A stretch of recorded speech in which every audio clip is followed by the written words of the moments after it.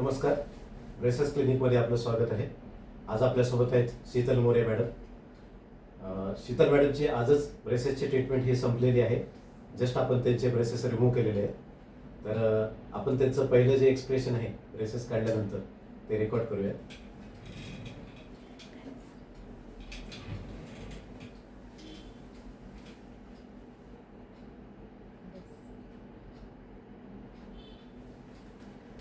तर साधारणतः 1 ते 6 वर्ष मॅडमची ट्रीटमेंट चाललेली आहे.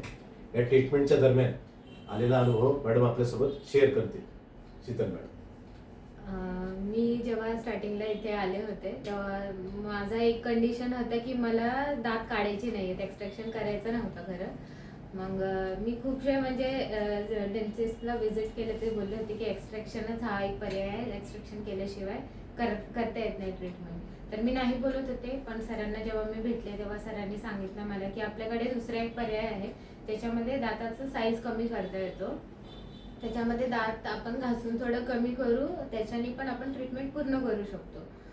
स्टार्टिंगला तर मी नाहीच बोलत होते कसं करायचं. मग खूप भीती होती माझ्या मनात की कसं दाताचा आकार कमी करायचा, नॅचरली जेवढी साईज आहे कमी केल्यानंतर काय त्रास होईल का, परत त्याची जे स्ट्रेंथ आहे ती कमी होईल का, अशी भीती होती माझ्या मनात.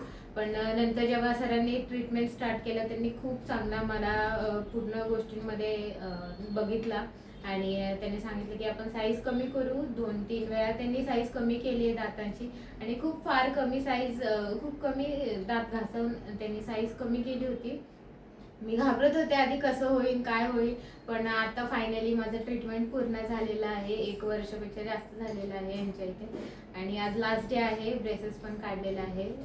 मी सरांना थँक्यू बोलते, त्यांनी पूर्ण ट्रीटमेंट माझा खूप चांगला केलेला आहे. Thank you Sheetal madam. तर मॅडमने आपल्याला या ट्रीटमेंटच्या दरम्यान खूप सहकार्य केलेलं आहे. प्रत्येक दिलेली अपॉइंटमेंट त्यांनी वेळेत पूर्ण केलेली आहे. आता या ठिकाणी एक फार महत्त्वाचा मुद्दा आहे. बऱ्याच वेळा काय होतं की जेव्हा पेशंट आपल्याकडे येतात तेव्हा त्यांना दात काढण्यासंदर्भात काही भीती असते की बाबा दात न काढता ट्रीटमेंट होऊ शकेल का, किंवा त्याला पर्याय हवा असतो. प्रत्येक पेशंटला दात काढता येईल असं नाही किंवा त्यांना ते पटेल असं नाही. पण याच्यासाठी आपल्याकडे एक उत्तम पर्याय अवेलेबल आहे. याला इंटरप्रॉक्झिमल इनॅमल रिडक्शन म्हणजे IPR अशी प्रोसिजर असं म्हणतात.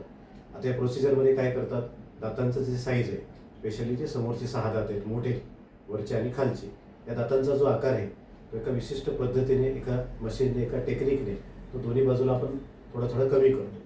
प्रत्येक टप्प्यामध्ये साधारणतः आपण 0.25 mm एवढं रिडक्शन करतो.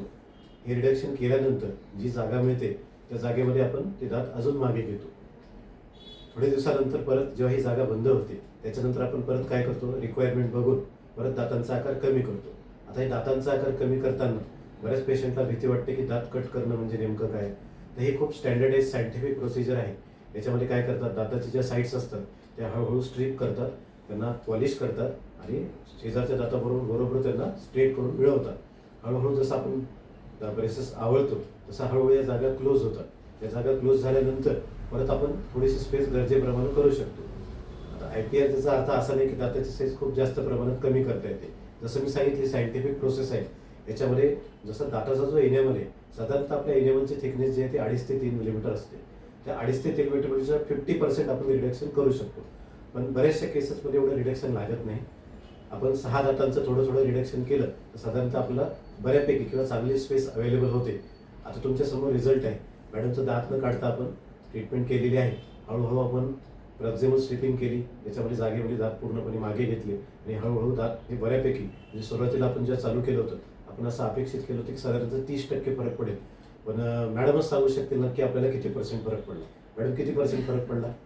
ऑलमोस्ट आय गेस 95 to 100% फरक आहे.